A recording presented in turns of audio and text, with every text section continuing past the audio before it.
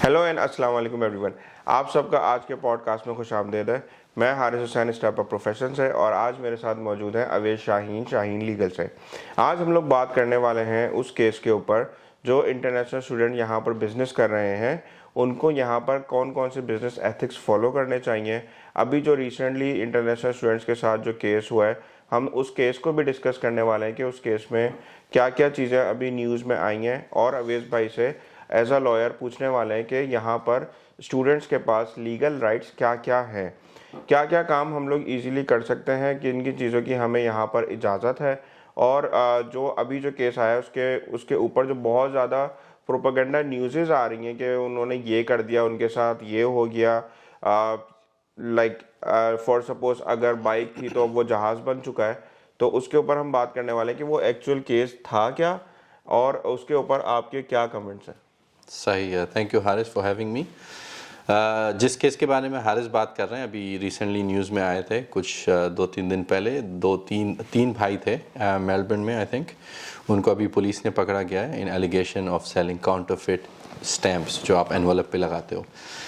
उनको इस एलिगेशन में पकड़ा गया कि वो गैर कानूनी स्टैम्प्स ख़रीदा था उन्होंने अली बाबा से बहुत लार्ज क्वांटिटी में, और फिर वो लोगों को कंज्यूमर्स को बेच रहे थे ईबे के थ्रू, या दूसरे फिज़िकली भी बेच रहे थे या इन पर्सन भी बेच रहे थे। आज के पॉडकास्ट का मकसद ये है, या जो डिस्कशन हारिस ने स्टार्ट किया था, कि जो लोग बिज़नेस कर रहे हैं ऑस्ट्रेलिया में उनको, या स्टूडेंट वीज़ा पे रहते हुए, उनको ये ध्यान देना चाहिए कि वो बिज़नेस क्या कर रहे हैं। और बहुत सारी चीज़ें जो ओवरसीज़ कंट्री में, एशियन कंट्रीज़ में कॉमन हैं या जिसके बारे में इतना ध्यान नहीं दिया जाता, यहाँ पे कानून अलग है।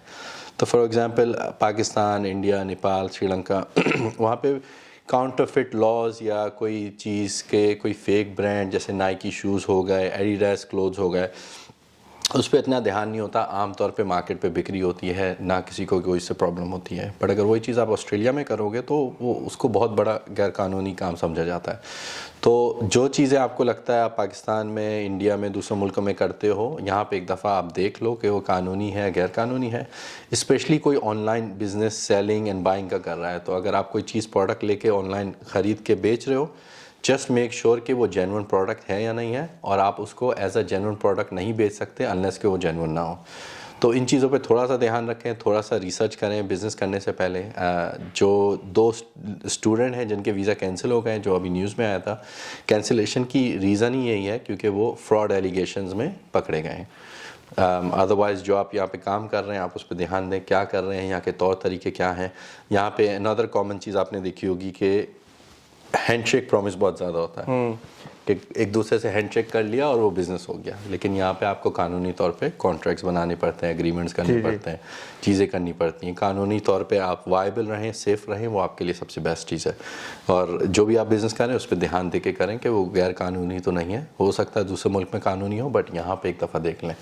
अच्छा अवेश भाई, ये तो हो गई। अगर हम इस केस में थोड़ा सा इसके अंदर रिसर्च करें, ये एक्चुअली किया क्या था, और अभी जो उनके ऊपर एलिगेशंस है वो एलिगेशंस क्या है उनके ऊपर?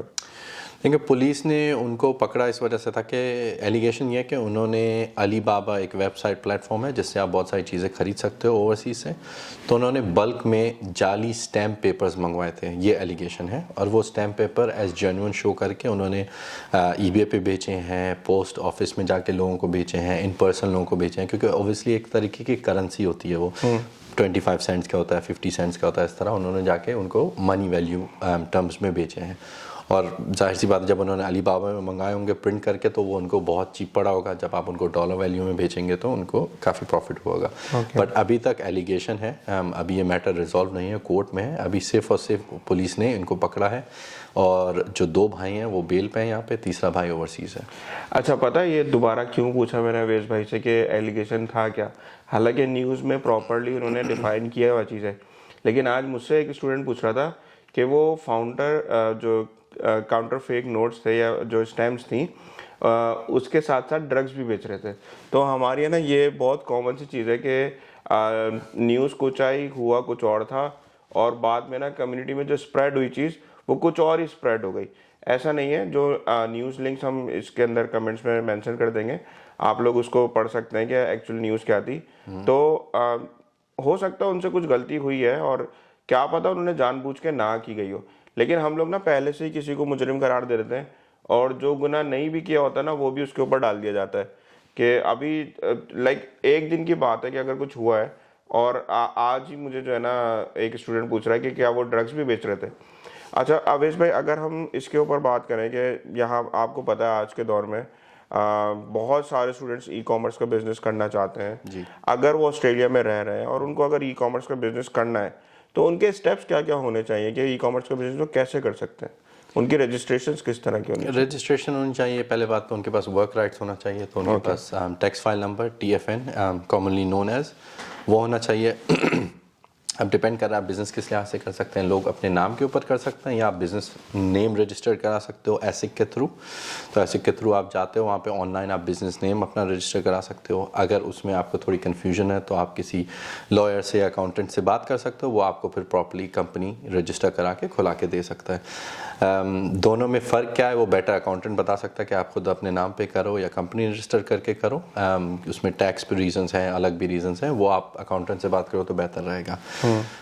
लेकिन ये again just coming to the topic के जो आप करो वो ध्यान में रख के करो कि वो यहाँ पे कानूनी है या नहीं है, क्योंकि बहुत सारी चीज़ें कि बाहर मुल्क में कानूनी होती हैं, यहाँ नहीं होती। सो फॉर एग्ज़ाम्पल अगर कोई मुस्लिम कंट्री है वहाँ पे जैसे 2 मैरिजेज़ या 3 मैरिजेज़ अलाउड हैं, ऑस्ट्रेलिया में नहीं है। ऑस्ट्रेलिया में एक वक्त में एक ही वाइफ अलाउ है।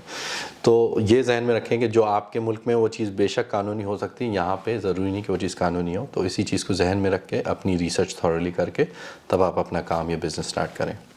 That's good. अगर हम इस पर अभी आगे बढ़ते हैं, इसी के ऊपर अगर बात करें कि मैंने ये नोटिस किया कि यहाँ पर ना इंटरनेशनल स्टूडेंट्स को डराया बहुत जाता है कि भाई तुम ये नहीं कर सकते, तुम ये चीज़ नहीं कर सकते। तो हकीकत में वो कर क्या कह सकते हैं? देखो, जब जब किसी को स्टूडेंट वीज़ा मिलता है, उनके वीज़ा पे आप फर्स्ट थिंग ये देखो कि वीज़ा पे क्या रिस्ट्रिक्शंस हैं। वो आपको क्लियर ब्लैक एंड वाइट बता देगा आप क्या कर सकते हो क्या नहीं कर सकते हो। तो स्टूडेंट्स जनरली अभी उनको 24 आवर्स पर वीक के काम करने की उनको इजाज़त है, तो वो काम कर सकते हैं। स्टूडेंट टैक्स फाइल नंबर अपना बना सकते हैं कि ज़रूरी नहीं कि एक्चुअली जो स्टूडेंट अगर कैश पे काम कर रहे हैं तो वो ये भी समझ लें कि कैश ज़रूरी नहीं कि वो गैर कानूनी काम है, बस ये आपको डिक्लेयर करना पड़ता है टैक्स ऑफिस में। तो कैश है या बैंक अकाउंट है उसमें कोई गैर कानूनी काम नहीं है। हाँ, अगर वो चीज़ आप डिक्लेयर नहीं कर रहे हो तो फिर एक तरीके से आप इस मुल्क से टैक्स चोरी कर रहे हो, तो फिर वो गैर कानूनी हो जाता है। तो टैक्स डिक्लेयर ज़रूर करें, अगर कैश भी हो, बैंक अकाउंट में भी हो। अगर आप बिज़नेस है तो इसी तरह आप अपने ABN पे कर सकते हैं या कंपनी रजिस्टर कर सकते हैं अकाउंटेंट के थ्रू। तो जनरली आप कुछ भी कर सकते हैं, कोई ऐसा रिस्ट्रिक्शन नहीं है कौन सी जॉब है क्या नहीं है, बट ये जहन में रखते हुए कि वो प्रॉपर हो। ठीक है, मैं यहाँ पे कुछ ऐड करना चाह रहा हूँ, अगर मैं गलत हूँ तो प्लीज़ मुझे करेक्ट करिएगा।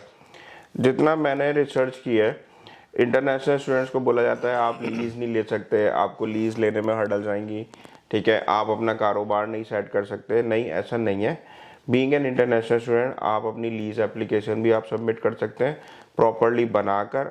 आप अपनी कंपनी यहाँ पर रजिस्टर कर सकते हैं। Though you are not an Australian, your company will be Australian, ऐसा ही है जी, ठीक है। और उसके साथ साथ if you are appointing employees और आप अपने वही वीक के 24 आवर्स उस बिजनेस को दे रहे हैं, तो क्या वो वर्क राइट्स के अंदर आता है या उससे बाहर होता है?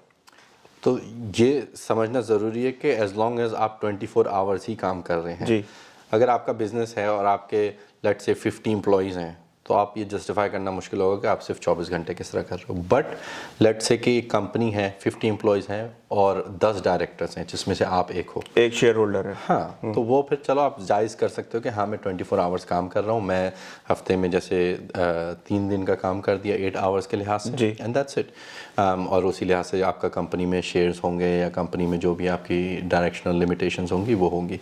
बट आप ये सब कुछ कर सकते हो बजाय शर्त ये दिखाओ कि आपका जो वर्क आवर्स है वो उस लिमिटेशन में जो आपके स्टूडेंट वीज़ा पे लिखा हो। सो गाइस, काम कर सकते हैं, ऐसा नहीं है कि यहाँ पे रोक रहे आपको किसी चीज़ से। लिविंग ऑन स्टूडेंट वीज़ा आप अपने फील्ड से रिलेटेड काफ़ी सारी चीज़ें यहाँ पे एक्सप्लोर कर सकते हैं, आप अपना करियर पूरा प्रॉपर सेट कर सकते हैं। लेकिन शर्त यह है कि जो स्टूडेंट वीज़ा पे कंडीशंस हैं आप उसको एक दफ़ा पढ़ तो लो। मेरा जो अभी तक की प्रैक्टिस है ना, मैं जितने इंटरनेशनल स्टूडेंट से यहाँ पे मिलता हूँ मोस्टली ने अपना सिर्फ फर्स्ट पेज ही पढ़ा होता है और उस फर्स्ट पेज पे कंडीशंस का ऊपर जो फर्स्ट पैराग्राफ है वो भी सही से नहीं पढ़ा होता। तो भाई उन्होंने आपको प्रॉपरली कंडीशंस आपके वीज़ा के बाकी के पेजेस पे लिख के दिए हैं। एक दफ़ा अपना वीज़ा प्रॉपरली पढ़ लो, अपने राइट्स पता चल जाएंगे, अपनी चीज़ें पता चल जाएंगी। जो सो कॉल्ड सीनियर्स आपको डरा रहे हैं उनसे डरने की आपको ज़रूरत नहीं पड़ेगी, और आप अपनी चीज़ें खुद से बहुत अच्छे बेहतर वे में सेट कर सकते हैं यहाँ पे। और साथ साथ जो अभी जो केस आया है वो जाहिर सी बात है एक प्रॉब्लम तो है, और वो कंसर्न भी है बाकी और भी स्टूडेंट्स के लिए, ख़ास तौर पे वो लोग जो इस वक्त ई-कॉमर्स का काम कर रहे हैं। तो प्लीज़ अपनी चीज़ें जो है सही करके सही से अपना कारोबार करो, उसमें बरकत भी होगी और उसमें ज़्यादा अच्छा आपका चीज़ें भी सेटल होंगी, आगे लॉन्ग रन में आप उसको सेट कर रहे होंगे। बिल्कुल सही है। एक बात मैं ऐड कर देता हूँ अगेन, एक और भी इश्यूज़ आप भी देखते होंगे स्पेशली स्टूडेंट्स में, कि वो ओवरसीज़ ट्रैवल करने से घबराते हैं। उनको होता है कि मुझे एयरपोर्ट पे तो नहीं रोक लेंगे। तो ये जहन में रखें कि अगर आपका वीज़ा वैलिड है तो आप आ जा सकते हो, उस पर कोई कंडीशन रिस्ट्रिक्शन है। अगेन आपको अपना वीज़ा रिव्यू करना है कौन सा है। तो लेट्स से स्टूडेंट वीज़ा है, उस पर आमतौर पे कोई ट्रैवल रिस्ट्रिक्शन नहीं हो सकती, आप जाओ आओ कोई प्रॉब्लम नहीं है। सम कंट्रीज़ में होता है कि एयरपोर्ट पे आपको तंग करें, रोक के पूछें क्यों जा रहे हो क्या जा रहे हो, वो अलग बात है। बट कानूनी तौर पे आपको ऑस्ट्रेलिया का वीज़ा लगा है, आप आ सकते हो। अक्सर लोग फिर इसी तरह ब्रिजिंग वीज़ा पे होते हैं, और अगर ट्रैवलिंग के लिए अगर आप ब्रिजिंग ए पे हो तो आप बी लेके ट्रैवल कर सकते हो। तो ये जहन में रखना है, ब्रिजिंग बी पे आपके लिखा होगा कि कब से कब तक आप ट्रैवल कर सकते हो, मल्टीपल टाइम कर सकते हो, सिंगल टाइम कर सकते हो। तो अगेन जो हारिस का पॉइंट था, अपने वीज़ा को थॉरली रिव्यू करें और उसमें जो कंडीशन है बस आपको वही फॉलो करनी है। That's it. So guys, for more updates, please follow Step Up Profession. We are doing this podcast every week.